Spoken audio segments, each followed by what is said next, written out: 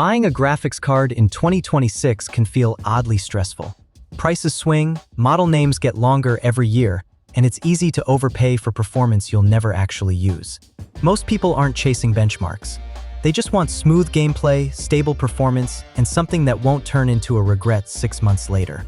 This video breaks down what actually matters when choosing a GPU today, then wraps up with 3 picks that make sense at different budgets.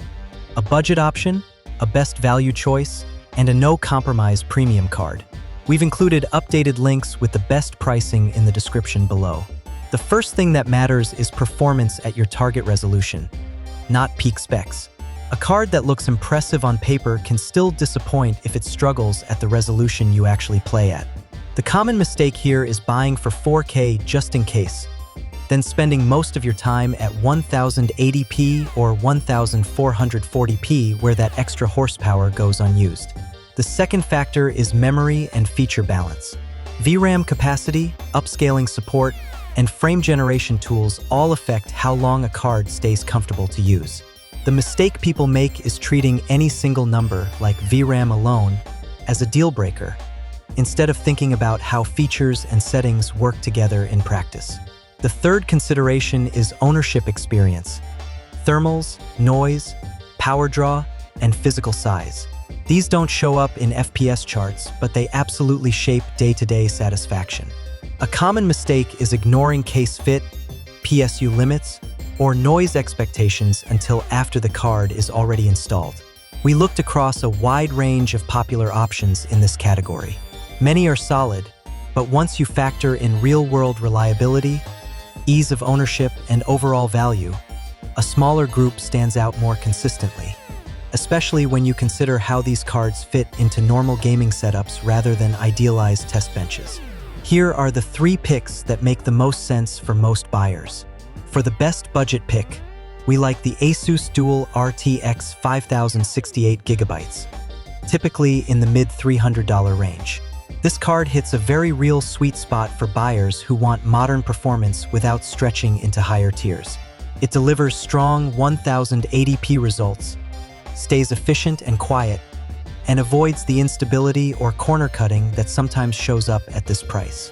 In everyday use, it handles competitive and mainstream titles smoothly at high settings, as long as expectations are realistic.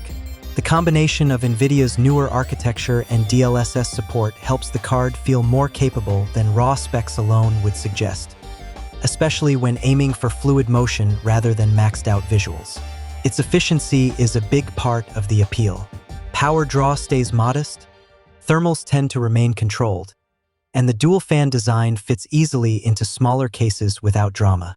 The compact form factor and restrained noise profile make it especially friendly for budget or mid-tower builds.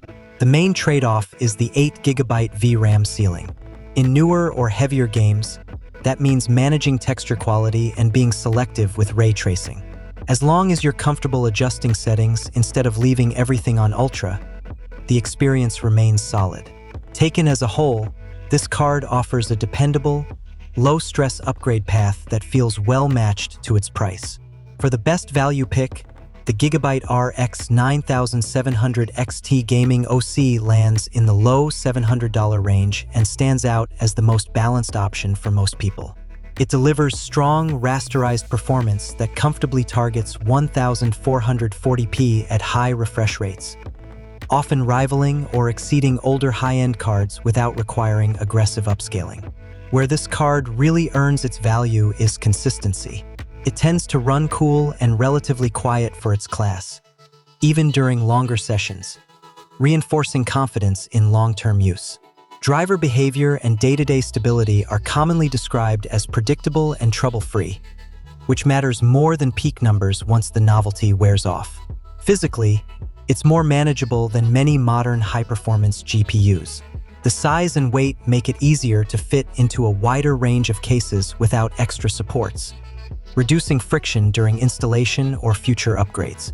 The main limitation is ray tracing performance, which has improved but still trails NVIDIA's strongest offerings in heavier RT workloads.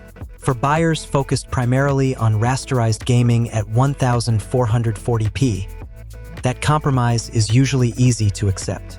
This is the default recommendation because it aligns almost perfectly with how most people actually play. High settings, high refresh, minimal fuss, and no need to micromanage performance. For the best premium pick, the Asus ROG Astral RTX 5090 OC sits in the $4,400 range and is unapologetically built for buyers who want headroom, not just performance.